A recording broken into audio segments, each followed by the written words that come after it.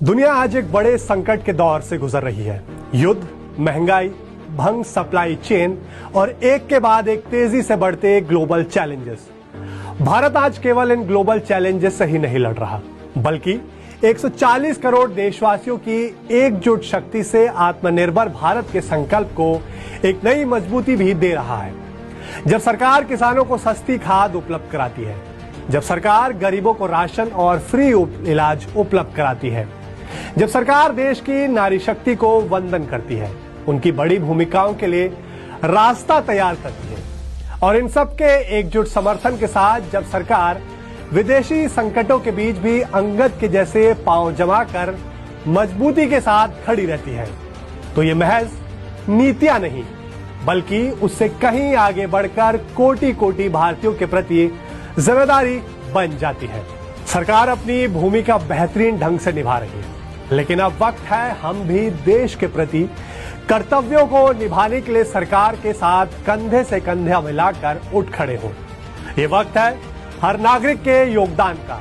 आज Thursday thriller का विशेष episode समर्पित है आत्मनिर्भर भारत का निर्माण करने वाले इन्हीं छोटे छोटे संकल्पों को, जिन्हें अपनाकर अब हमें देश के प्रति अपने कर्तव्यों को निभाना है।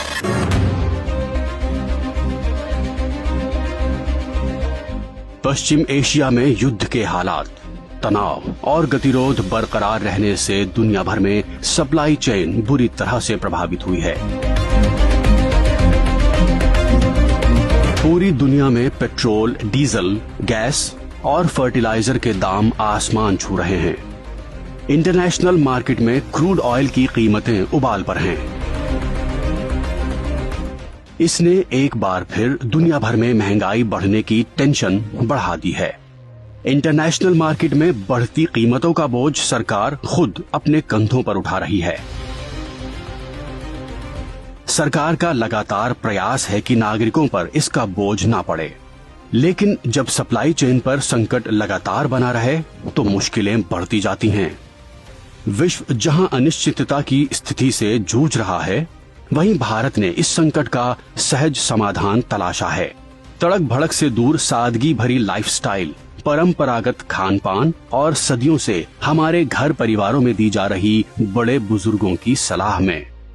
भारतीय परंपरा में घर के बड़े बुजुर्ग हमेशा बच्चों को समझाते हैं कि दिखावे से दूर रहो, किफायत बरतो, पैसा बचा कर रखो, ताकि संकट में भी परिवार का सिर ऊंचा बना रहे। सिर पर खड़ी ग्लोबल महंगाई से देश और नागरिकों की सुरक्षा करने के लिए प्रधानमंत्री नरेंद्र मोदी ने भी भारतीय परंपरा के इन्हीं अनमोल सुझावों को अपनाया है। आइए अब हम सब 140 करोड़ भारतीयों की एकजुट शक्ति के साथ विदेशी मुद्रा भंडार को बचाकर रखने, तेल का इस्तेमाल कम करने, विदेश यात्रा और तड़क भड़क से भरी दिखावे वाली लाइफस्टाइल से फिलहाल परहेज करने जैसे देश की इकोनॉमी को सशक्त बनाने वाले सहज उपायों के प्रति जन जन को जागरूक बनाने के लिए एक नया जन आंदोलन शुरू करें। ये हमारे परिवारों और इकोनॉमी दोनों के लिए अच्छा है। ग्लोबल महंगाई की आंधी में सुरक्षित रहने के लिए देश अपने नागरिकों को भागीदारी के लिए पुकार रहा है, क्योंकि संकट के समय देश के काम आना ही तो है सच्ची राष्ट्रभक्ति। हमें भारत के नागरिक के तौर पर अपने कर्तव्य को प्राथमिकता देनी होगी।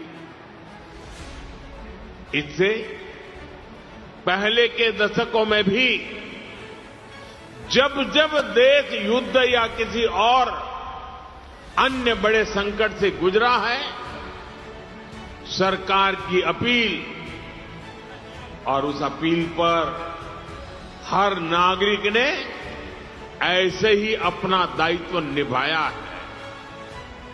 आज भी जरूरत है कि हम सब मिलकर अपना दायित्व निभाएं, देश के संसाधनों पर पड़ने वाले बोझ को कम करें। वर्क फ्रॉम होम को प्राथमिकता। कोरोना महामारी के ग्लोबल संकट के समय देश की प्रगति की रफ्तार जारी रखने में सबसे महत्वपूर्ण भूमिका निभाई थी सरकार की इनोवेटिव पहलों ने। इन्हीं में से एक पहल थी वर्क फ्रॉम होम। कोरोना काल में डेवलप वर्क फ्रॉम होम के नए वर्क कल्चर ने इकोनॉमी को हताशा से बचाने में सबसे महत्वपूर्ण भूमिका निभाई थी। वेस्ट एशिया में जारी युद्ध जैसे हालात और ग्लोबल सप्लाई लाइन के भंग हो जाने के कारण आज देश हित में जरूरी है कि work from home, online meetings और वीडियो कॉन्फ्रेंस के वर्क कल्चर को फिर से प्राथमिकता के साथ अपनाएं।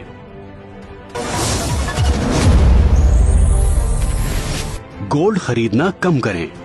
क्या आप जानते हैं भारत हर साल अपनी घरेलू डिमांड का 90% गोल्ड यानी करीब 700 से 900 टन गोल्ड विदेशों से इंपोर्ट करता है और इसका भुगतान करने के लिए $50 बिलियन से $60 बिलियन से ज्यादा की कीमती विदेशी मुद्रा हर साल खर्च करता है। गोल्ड को लेकर हमारा ऑब्सेशन और ग्लोबल लेवल पर गोल्ड की कीमतों में आया उछाल भारतीय इकोनॉमी पर एक्स्ट्रा बर्डन क्रिएट कर रही है। सबसे चिंताजनक तथ्य ये है कि इंपोर्ट जितना ज्यादा बढ़ेगा, देश का व्यापार घाटा या ट्रेड डेफिसिट भी उतना ही बढ़ेगा। क्रूड ऑयल की कीमतें बढ़ने के कारण अब चिंता भी बढ़ रही है और भारत के विदेशी मुद्रा भंडार और भारतीय करेंसी पर दबाव बढ़ रहा है। इसलिए आइए कम से कम 1 साल तक हम गोल्ड खरीदना कम करें और विदेशी मुद्रा भंडार की सुरक्षा में सरकार का साथ निभाएं। मेट्रो पब्लिक ट्रांसपोर्ट प्रयोग करें। पश्चिम एशिया में युद्ध जैसे हालात और टैंकर सप्लाई बाधित होने के कारण पूरी दुनिया में पेट्रोल और डीजल के दामों में तेज बढ़ोतरी देखने को मिल रही है।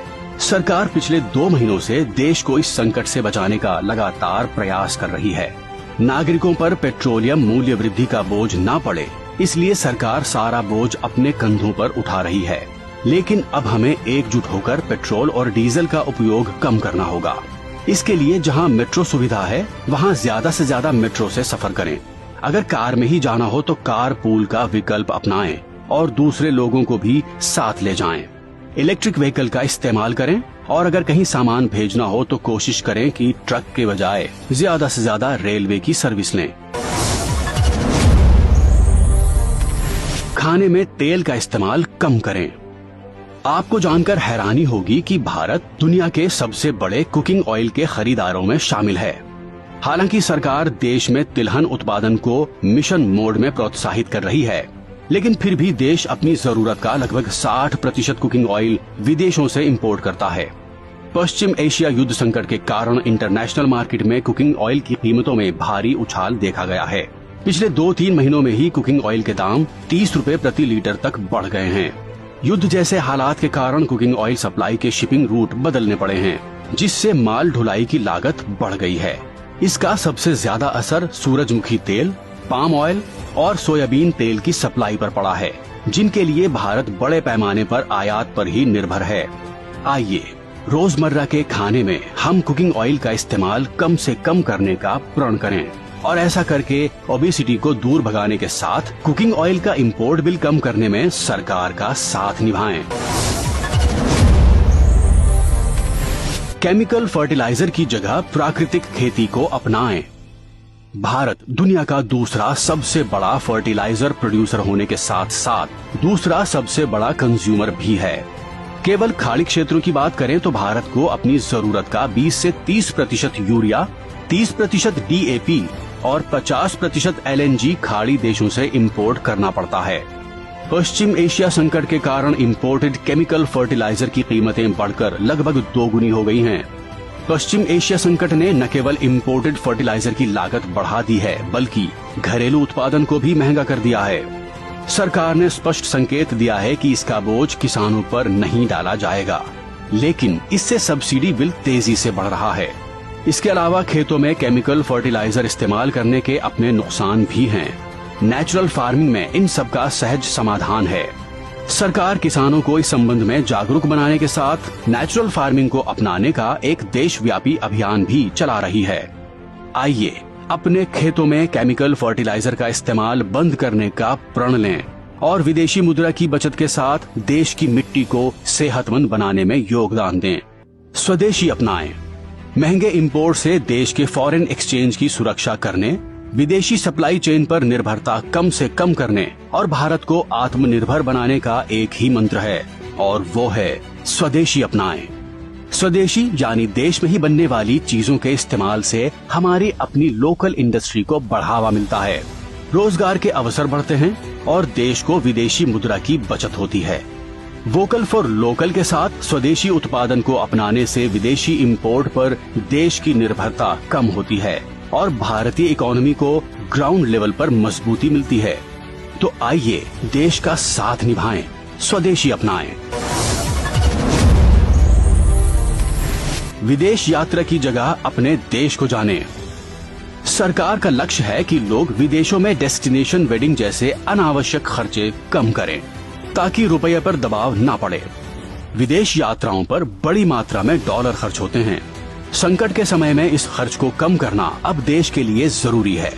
फॉरेन टूर पर जाने वाले भारतीयों को स्वदेश दर्शन या डोमेस्टिक टूरिज्म के लिए प्रोत्साहित करना ही सरकार का असली उद्देश्य है।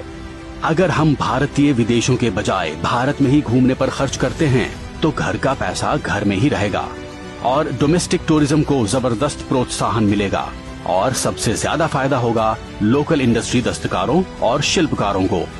इस एक कदम से ही हम हर साल अरबों डॉलर देश से बाहर जाने से बचा सकते हैं। विदेश के बजाय डोमेस्टिक टूरिज्म को अपनाकर हम विदेशी मुद्रा भंडार को मजबूत बनाने में महत्वपूर्ण भूमिका निभा सकते हैं। हम 140 करोड़ नागरिक ही देश की असली ताकत हैं। हम अपने आप में सक्षम हैं, सामर्थ्यवान हैं, सर्वशक्तिमान हैं। हम अगर एकजुट हैं तो देश को किसी विदेशी मदद की जरूरत नहीं। आज जरूरत आन पड़ी है। देश हमें पुकार रहा है। आइए प्रधानमंत्री के इन सहज सुझावों को अपनाकर विश्व को भारत के विराट स्वरूप के दर्शन कराएं। भारत को आत्मनिर्भर बनाने के महायज्ञ में हम भी भागीदारी निभाएं। आइए हम सब अपनी देशभक्ति दिखाएं। अब देश को सर्वोपरि रखते हुए, मां भारती को सर्वोपरि रखते हुए हमें एकजुट होकर के लड़ना होगा। हमें याद रखना है, देश के लिए मरना ही सिर्फ देशभक्ति नहीं होती है। देश के लिए जीना और देश के प्रति अपने कर्तव्यों को निभाना, वो भी देशभक्ति होती है।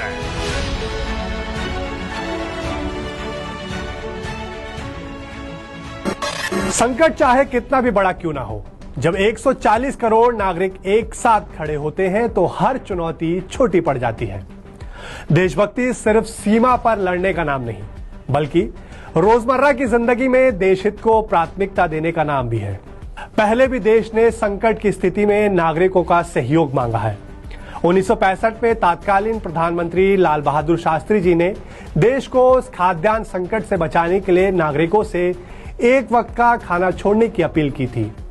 समय समय पर पहले भी सरकारों ने पेट्रोल डीजल के इस्तेमाल में कटौती और कुछ वक्त के लिए गोल्ड न खरीदने की अपील की है। इसी सिलसिले में अब हमारी सरकार भी केवल कुछ वक्त के लिए लोगों से फिजूल खर्ची से बचने और किफायत बरतने की अपील कर रही है। आइए हम सब एकजुट होकर सरकार की अपील पर काम करते हुए राष्ट्र हित में शुरुआत करें एक नए जन आंदोलन की।